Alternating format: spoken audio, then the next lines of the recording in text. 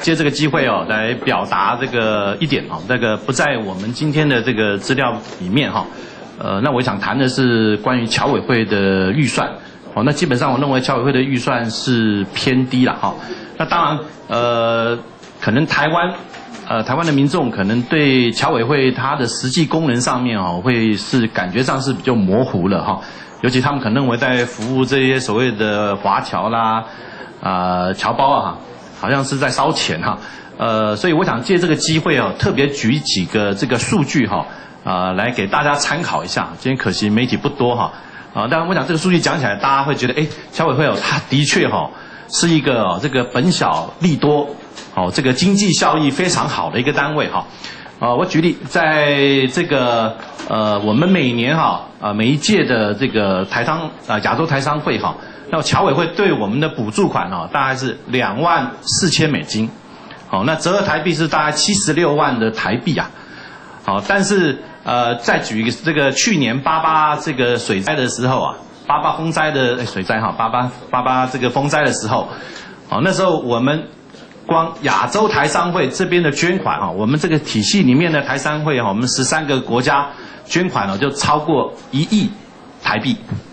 超过1亿台币哈，所以我就是说，今天只要台湾有难哈，我相信我们台商总会这边哈，大家一定是爱乡爱土啊，不落人后啊，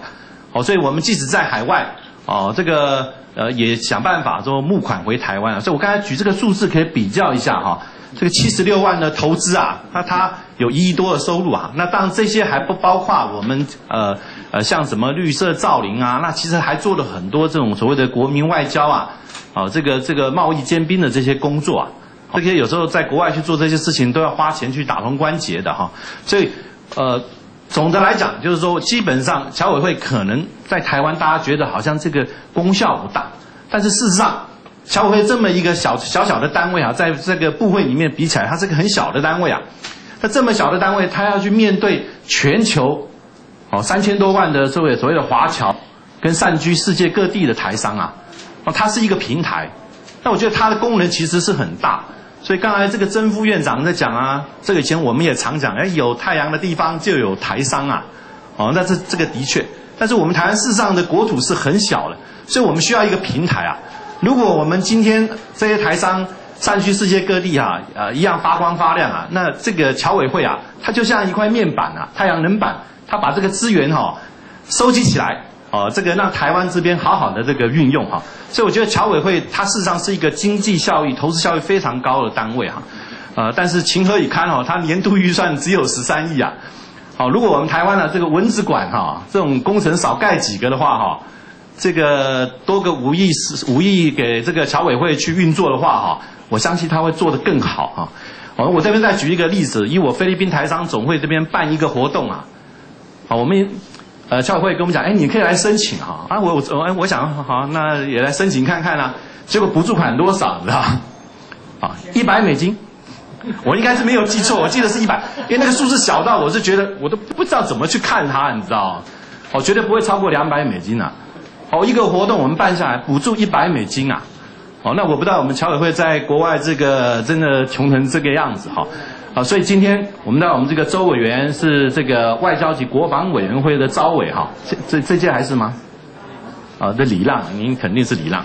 然后李委员也是这个委员会里面的成员啊。所以这个人我讲的心声，我真的不是在捧侨委会的马屁啊。但我只是说实话而已啊。就是说这个侨委会。这样一个单位，事实上它有它的功能啊，所以我想这个本来马主席之前他们也想把侨委会裁撤，后来没有裁撤，这个是悬崖勒马这点值得鼓励啊，但是侨委会这边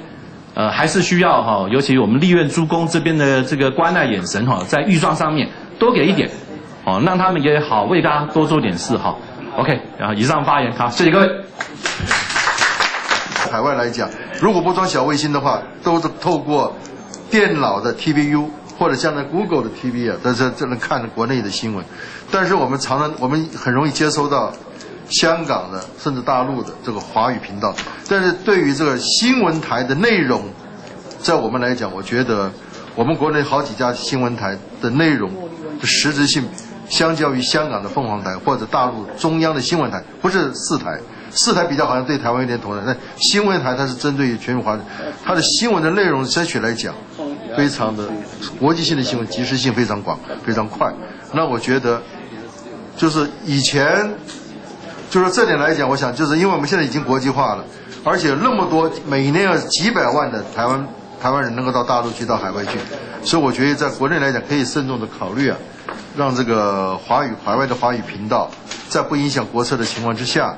比如说凤凰台或者大陆中央四台、澳门澳亚台，都能够陆续的考虑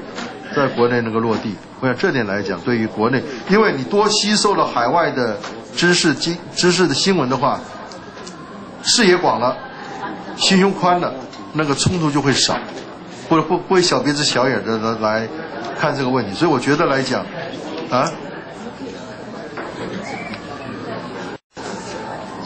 不是就从，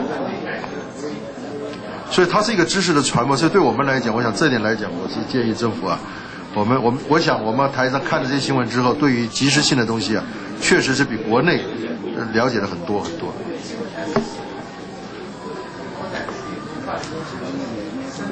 那么是不是这样子？那个大家还有什么意见，或者请那个周委员跟李委员答复。那我这个答复也是代表我个人啊，不代表王院长或曾副院长啊。我想台商之友的身份啊，我想我竭尽所能来为大家来答复。我想谈到这个伟仁兄最关心的侨委会的预算的问题啊，2000年侨委会的预算是19亿，到2008年交出政权的时候呢，剩下13亿。是哪一个政党的执政的时候呢？不关心，我想大家很清楚。可是问题是问了，那国民党重新执政，为什么不把这个13亿再回到19亿呢？没有一个国家的预算可以一年庞大增加这么多，好。但是呢，我们在第一年，我跟李明兴李委员，我们做了让侨委会可以永续存在的这样一个使命啊，使命必达。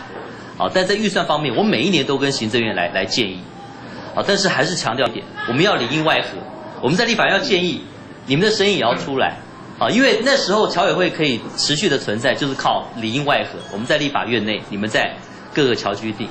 而且坦白讲，不管13亿到19亿都还不够，因为我们在海外有多少台商呢？知道吗？我们连华侨连台商大概有将近3000多万，你除以这10几亿的话，你根本没有多少钱，啊，所以呢，当然，民进党一定会把它当做一个政治议题来处理，所以困难重重，存废的问题。啊，民进党可以不管，可是你这个预算要给属于广大的这个投票选民分，可能不是属于他们这一块的话，刚刚院长也讲了，这点是我们还要经过更多的政治操作。那谈到这个台湾媒体的生态的问题啊，因为我是专家了啊，这我是专家，我自己。